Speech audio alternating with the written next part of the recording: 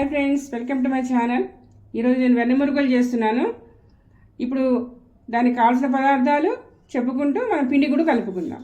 సరేనండి. నేను ఈ గిన్నెతో తీసుకున్నానండి. ఇది బియ్యం పిండి. ఇంత గిన్నె, అదొక గిన్నె తీసుకున్నానండి. దాంట్లో వాము, నువ్వులు, బటర్, తర్వాత సాల్ట్. కొద్దిగా వేసుకుంటే చాలండి. సాల్ట్ ఎక్కువ వేసుకోకుండా కొద్దిగా వేసుకున్నాను. ఇప్పుడు దీన్ని ఒకసారి ఈ వెన్న, ఈ వాము, నువ్వులు, సాల్ట్, ఈ పిండి అన్నీ కలిసేటట్టుగా మనం ఇలాగా కలుపుకుందామండి. కలుపుకొని ఇదిగోండి ఇట్లా ఉండవుతూ ఉంటుంది మనకి.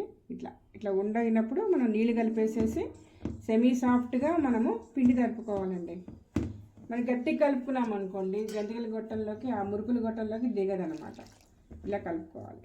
కొంచెం నీళ్ళు పోసుకుంటా, కొద్దిగా నీళ్ళు పోసుకుంటూ సెమీ సాఫ్ట్గా కలుపుకోవాలి. పిండి ఇట్లా కలుపుకోవాలండి. ఒక 10 నిమిషాలు రెస్ట్ ఇస్తాను. తర్వాత దీన్ని ఏం చేయాలంటే, ముళ్ళు మురుకులు ప్లేట్ ఉంటుంది కదా, మీకు చూపిస్తాను. ఆ ప్లేట్లో వేసుకొని ఆయిల్ డీప్ ఫ్రైలో పెట్టేసుకొని మనం వేయించేసుకోవడమేనండి. వేసేటప్పుడు మళ్ళీ మీకు చూపిస్తాను. ఇప్పుడు దీంట్లో వేసుకున్నానండి. ఇట్లా వేసుకున్నాను. పెట్టేసుకొని మీరు ప్లేట్ మీద కూడా వేసుకొని ఇట్లా చూడొచ్చండి. ఒకటి చూపిస్తాను చూడండి మీకు. ఇలా ప్లేట్లో కూడా వేసుకొని ప్లేట్లోంచి కూడా మీరు ఇట్లా వదులుకోవచ్చు. ఇంకొకటి ఇట్లా డైరెక్ట్గా కూడా వేసుకోవచ్చు.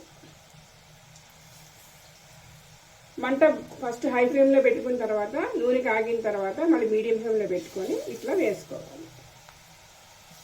మెల్లిగా వెంటనే తిప్పకుండా. ఇదిగోనండి ఇట్లా కొంచెం క్రిస్పీగా వేగిన తర్వాత మీడియం ఫ్లేమ్లో మెల్లిగా వేయించుకుంటూ క్రిస్పీగా అయిన తర్వాత కొంచెం లైట్గా అంటే అంటే కారంగా వేయలేదు కదా, కలర్ ఏం రావు, ఇట్లా వైట్గానే ఉంటాయి. పిల్లలకు కూడా బియ్యం పిండి కదండి, ఏం జబ్బు చేయలేదు. ఓకేనండి. ఇప్పుడు తీసేస్తాను.